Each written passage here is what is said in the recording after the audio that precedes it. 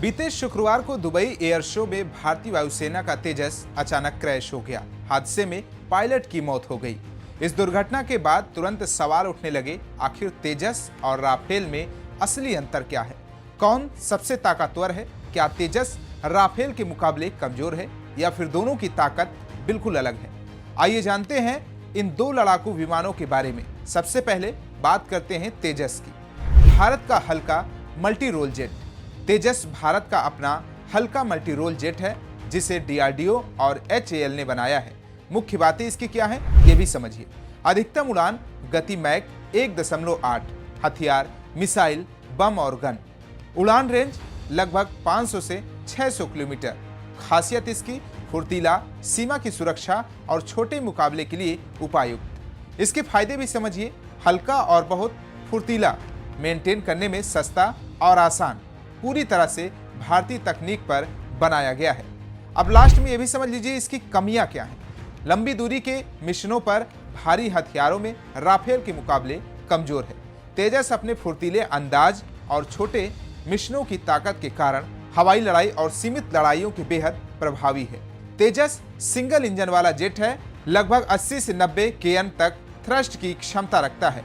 हल्का होने के कारण थ्रस्ट टू वेट रेशियो अच्छा है, यानी तेजस बहुत ज्यादा फुर्तीला है। अब बात करते हैं राफेल की। राफेल अपनी भारी हथियार क्षमता और लंबी दूरी की स्ट्राइक क्षमता के कारण तेजस की तुलना में लंबी दूरी के मिशनों और एडवांस्ड एयर कॉम्बैट के अधिक प्रभावी माना जाता है। इसकी मुख्य बातें क्या है, अब इसको समझिए। अधिकतम उड़ान गति लगभग 1912 किलोमीटर प्रति घंटे। हथियार ले जाने की क्षमता समझिए। भारी guided bomb, nuclear capable missile और अन्य आधुनिक हथियार। उड़ान रेंज लगभग 1850 किलोमीटर। खासियत, लंबी दूरी की स्ट्राइक, दुश्मन इलाकों में गहरी प्रवेश क्षमता और उन्नत रडार सिस्टम। फायदे इसके क्या हैं, ये समझिए। लंबी दूरी और भारी मिशनों के लिए सक्षम अत्याधुनिक हथियार और विमानन तकनीक। एक ही विमान कई तरह के मिशनों के लिए इस्तेमाल किया जा सकता है। लास्ट में यह भी समझना जरूरी है कि कमियां क्या हैं इसमें। रखरखाव और ऑपरेशन महंगा, फुर्ती तेजस जितना तेज नहीं। सुरक्षा में कौन सबसे आगे?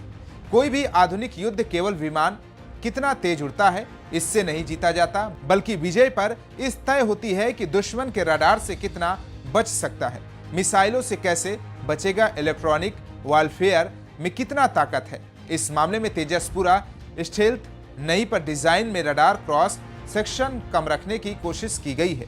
कंपोजिट मटेरियल का ज्यादा उपयोग किया गया है, जिससे वजन और आरसीएस दोनों घटते हैं। जब राफेल को देखते हैं तो पता चलता है कि लो ऑब्जर्वेबल डिजाइन है, लेकिन ये भी फुल 5th जनरेशन नहीं।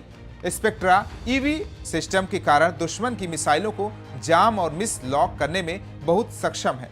युद्ध क्षेत्र में लंबे समय तक टिके रहने और जटिल थ्रेट एनवायरनमेंट में काम करने के मामले में राफेल की क्षमता ज्यादा अच्छी मानी जाती है। तो कैसा लगा हमारे वीडियो, कमेंट बॉक्स में फीडबैक जरूर दीजिए। बाकी तमाम देश और दुनिया की खबरों को देखने के लिए देखते रहिए स्टेट मीडिया हिंदी।